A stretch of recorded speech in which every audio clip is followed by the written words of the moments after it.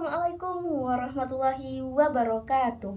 Salam sejahtera untuk kita semua. Kami dari kelompok 10 ingin memaparkan materi dengan tema Model pembelajaran kooperatif dan collaborative learning. Sebelum memasuki materi, alangkah lebih baiknya kami memperkenalkan diri terlebih dahulu. Ada pepatah mengatakan, tak kenal maka tak sayang maka tak jadian. Perkenalkan, nama saya Tri Anggraini dengan NIM F103123118.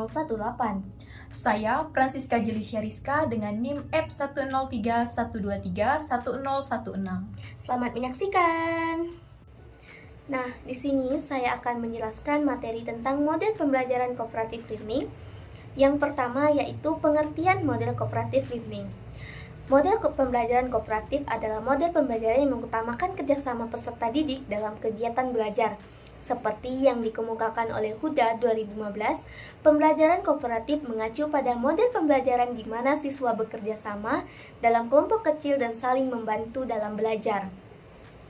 Dan menurut Rusman, tahun 2018, pembelajaran kooperatif adalah cooperative learning, merupakan bentuk pembelajaran dengan cara siswa belajar dalam bekerja sama dalam kelompok-kelompok kecil secara kolaboratif dengan struktur kelompok yang bersifat heterogen.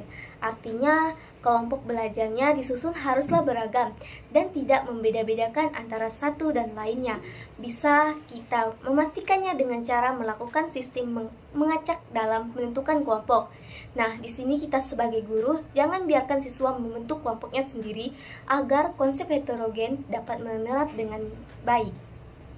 Sedangkan menurut Jensen 2010, pembelajaran kooperatif merupakan proses belajar yang melibatkan penggunaan kelompok-kelompok kecil yang memungkinkan siswa untuk bekerja bersama-sama di dalamnya guna memaksimalkan pembelajaran mereka sendiri dalam pembelajaran serta sama lain pembelajaran.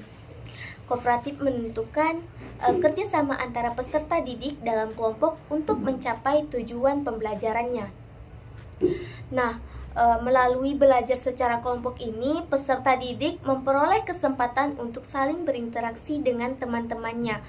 Nah, yang kedua, prosedur model cooperative learning. Menurut Hamdayana 2016 menyatakan setidaknya terdapat 4 tahap wajib yang harus dilalui dalam pembelajaran kooperatif, yakni sebagai berikut. Penjelasan materi atau present information. Tahap penjelasan diartikan sebagai proses penyampaian pokok-pokok materi pelajaran sebelum siswa belajar dalam kelompok.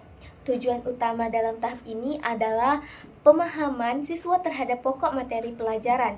Pada tahap ini, kita sebagai guru memberikan gambaran umum tentang materi pembelajaran yang harus dikuasai selanjutnya. Siswa akan memperdalam materi dalam pembelajaran kelompok.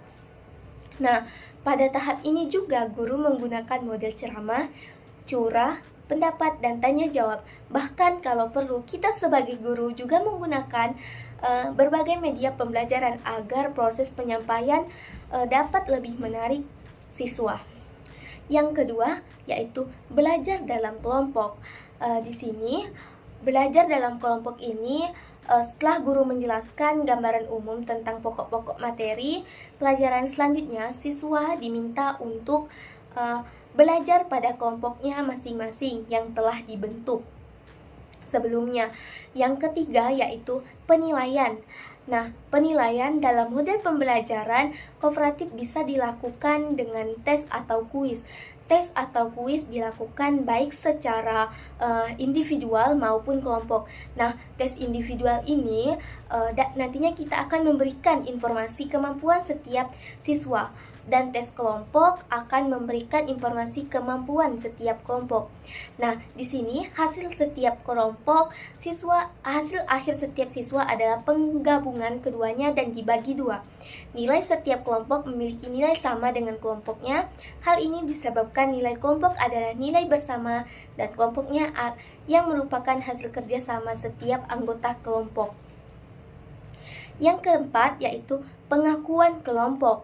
Nah, di sini pengakuan kelompok adalah penetapan kelompok mana yang dianggap paling menonjol atau kelompok mana yang paling baik berprestasi yang layak diberikan hadiah atau reward. Pengakuan dan pemberian penghargaan tersebut diharapkan agar termotivasi seluruh kelompok lainnya untuk terus berprestasi dan juga membangkitkan motivasi kelompok lain untuk lebih mampu meningkatkan prestasi mereka. Nah, yang ketiga yaitu sintak dan penerapan model pembelajaran kooperatif.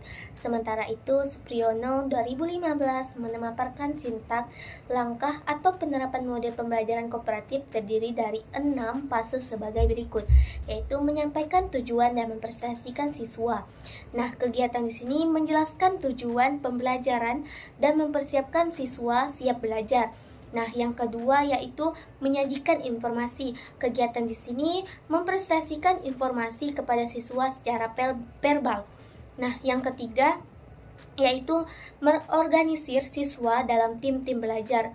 Kegiatannya yaitu kita sebagai guru memberikan penjelasan kepada siswa tentang tata cara pembentukan tim belajar dan membentuk kelompok-kelompok melakukan transisi yang efisien. Nah, yang keempat yaitu membantu kerja tim dan belajar. Di sini kita sebagai guru ini bisa membantu tim-tim belajar selama siswa mengerjakan tugasnya. Nah, yang kelima yaitu mengevaluasi. Di sini kita bisa menguji pengetahuan siswa mengenai berbagai materi pembelajaran atau kelompok-kelompok mempresentasikan hasil kerjanya. Nah, yang keenam yaitu memberikan pengakuan atau penghargaan. Di sini kegiatannya kita bisa mempersiapkan cara untuk mengakui usaha dan prestasi individu maupun kelompok. Nah, yang keempat yaitu kelebihan dan kekurangan model pembelajaran. Kelebihan dan kelemahan cooperative learning menurut para ahli. Yang pertama yaitu kelebihan pembelajaran kooperatif menurut Setker dalam Huda 2015 menjabarkan bahwa beberapa manfaat dan kelebihan dari pembelajaran kooperatif adalah sebagai berikut. Yang pertama yaitu siswa yang diajari dengan dan dalam struktur-struktur kooperatif akan memperoleh hasil pembelajaran yang lebih tinggi. Nah, yang kedua yaitu peserta didik yang berpartisipasi dalam pembelajaran kooperatif akan memiliki sikap harga diri yang lebih tinggi dan motivasi yang lebih besar untuk belajar. Kekurangan cooperative learning menurut Salpin dalam Huda 2015 mengidentifikasikan 3 kekurangan atau kelemahan pembelajaran kooperatif yang diantaranya adalah sebagai berikut. Yang pertama yaitu free reader. Free readers ini adalah beberapa siswa yang tidak bertanggung jawab secara personal pada tugas kelompok-kelompok, hanya akan mengekor pada apa saja sih yang telah dilakukan oleh teman-teman satu kelompoknya. Yang kedua yaitu pembaruan tanggung jawab. Di sini merupakan kondisi di mana beberapa anggota yang dianggap kurang mampu cenderung diabaikan oleh rekan lainnya yang lebih mampu. Nih, misalnya jika siswa ditugaskan untuk mengerjakan tugas IPA, beberapa anggota yang dipersepsikan tidak mampu menghafal atau memahami materi tersebut dengan baik seringkali tidak dihiraukan oleh teman-teman yang lainnya. Siswa yang memiliki skill IPA yang baik pun terkadang malas untuk mengajarkan keterampilan pada teman-temannya yang kurang mahir di bidang IPA. Hal ini sangat berpotensi membuang waktu dan energi tanpa mendapatkan esensi dari pembelajaran kooperatif. Yang ketiga yaitu learning a part of text. Dalam beberapa model pembelajaran kooperatif tertentu seperti jigsaw, group dan model-model lain yang terkait, setiap kelompok ditugaskan untuk mempelajari atau mengerjakan tugas bagian yang berbeda antara satu sama yang lain. Bagian B, model pembelajaran collaborative learning. Yang pertama, pengertian model pembelajaran collaborative learning. Menurut Melvin, ketika mereka belajar bersama teman, bukannya sendirian, mereka mendapatkan dukungan emosional dan intelektual yang memungkinkan mereka melampaui ambang pengetahuan dan keterampilan mereka yang sekarang. Gunawan 2007. Jerome Burner dalam Melvin juga membahas sisi sosial dalam proses belajar. Dia menjelaskan tentang kebutuhan manusia yang dalam untuk merespon yang lain dan secara bersama-sama dengan mereka terlibat dalam mencapai tujuan yang disebut resiprositas atau hubungan timbal balik. Burner berpendapat bahwa responsibilitas merupakan sumber motivasi yang bisa dimanfaatkan oleh guru untuk menstimulasikan kegiatan belajar.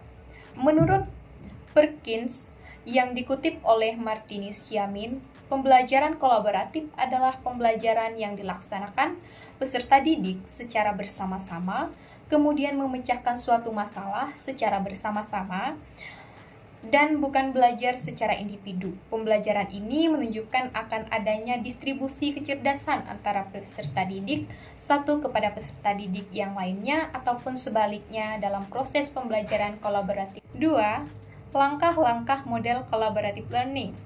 Pada bagian A, sebelum guru menyajikan model collaborative learning, siswa terlebih dahulu diberikan penjelasan dan instruksi tentang model pembelajaran collaborative learning dan hal-hal yang harus dilakukan oleh siswa.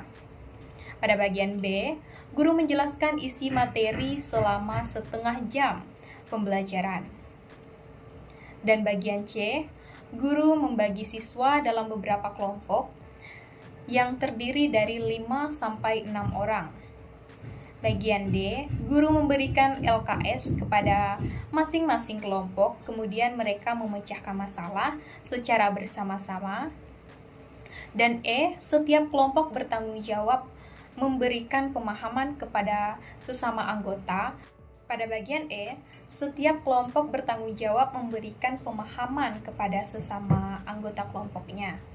F, kemudian masing-masing kelompok yang sudah mengerti mempresentasikannya di depan kelas, menjelaskan kepada kelompok yang belum mengerti.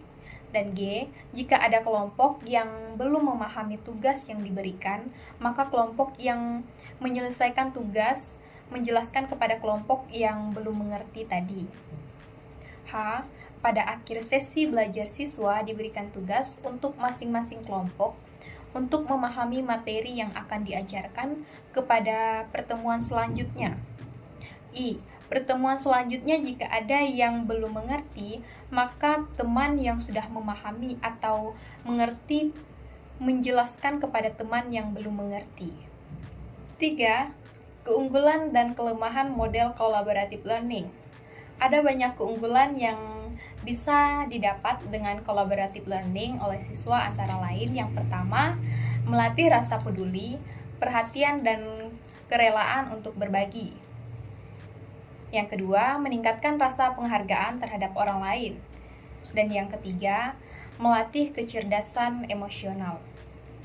Dan yang keempat, mengutamakan kepentingan kelompok dibandingkan kepentingan pribadi. Dan yang kelima, mengasah kecerdasan interpersonal.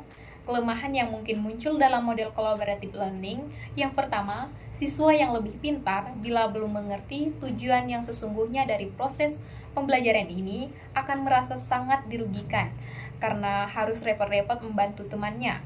Yang kedua, siswa ini juga akan merasa keberatan karena nilai yang ia peroleh ditentukan oleh presentasi atau pencarian kelompoknya. Yang ketiga, bila kerjasama tidak dapat dijalankan dengan baik, maka yang akan bekerja hanyalah beberapa siswa yang pintar dan aktif saja. Di mana kelemahan-kelemahan ini harusnya bisa diatasi oleh guru. Mencapai keberhasilan atau tidaknya pengguna model ini dalam proses pembelajaran, adapun cara untuk mengatasi dari kelemahan-kelemahan tersebut adalah yang pertama, memberikan penjelasan kepada siswa yang pintar bahwa keberhasilan dalam belajar dicapai oleh seluruh siswa. Oleh sebab itu, siswa yang pintar harus membantu dalam hal ini. Yang kedua, jika ada siswa yang keberatan apabila nilai yang ia peroleh ditentukan oleh presentasi kelompok, maka guru menjelaskan bahwa yang sangat dibutuhkan adalah bekerja sama untuk meningkatkan hasil belajar siswa yang lain. Yang ketiga, siswa yang pintar membantu terbentuknya kerjasama kelompok, maka ia harus memberikan pemahaman kepada siswa yang belum paham. 4. Karakteristik model pembelajaran collaborative learning. Collaborative learning dalam pembelajaran lebih menekankan pada pembangunan makna oleh siswa dari proses yang bertumpu pada konteks belajar.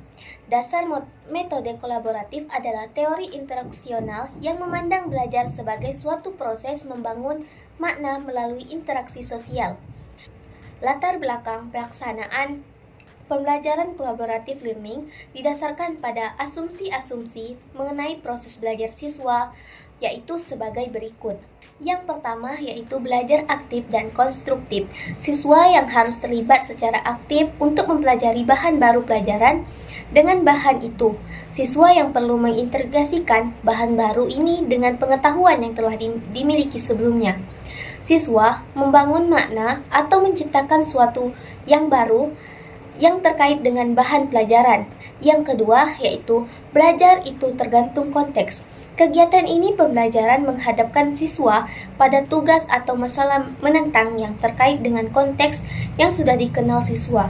Siswa terlibat langsung dalam penyelesaian tugas atau pemecahan masalah itu. Yang ketiga yaitu siswa itu beraneka latar belakang. Nah, para siswa mempunyai perbedaan dalam bentuk hal seperti latar belakang, gaya belajar, pengalaman, dan aspirasi. Perbedaan-perbedaan itu diakui dan diterima dalam kegiatan kerjasama dan bahkan diperlukan untuk meningkatkan mutu pencapaian hasil bersama dalam proses belajar. Yang keempat yaitu belajar itu bersifat sosial. Proses belajar merupakan proses berinteraksi sosial yang di dalamnya siswa membangun makna yang diterima bersama. Sekian materi yang dapat kami sampaikan, kurang dan lebihnya kami mohon maaf. Jalan-jalan ke Balikpapan. Cakep. Jangan lupa mengajak Wawan. Cakep. Maafkan segala kekurangan karena kesempurnaan milik Rizky Febian. Saya Tri Anggraini. Saya Francisca Jelicia Rizka. Kami pamit undur diri. Wassalamualaikum warahmatullahi wabarakatuh. Terima kasih.